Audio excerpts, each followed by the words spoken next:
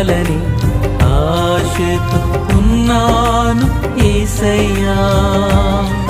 నీతోనే నేను ఉండాలని, నీతోనే నేను నడవాలని ఆశతో ఉన్నాను యేసయ్యా. తప్పిపోయినా గొర్రెను నేను, నీ దరికి చేర్చుకో యేసయ్యా.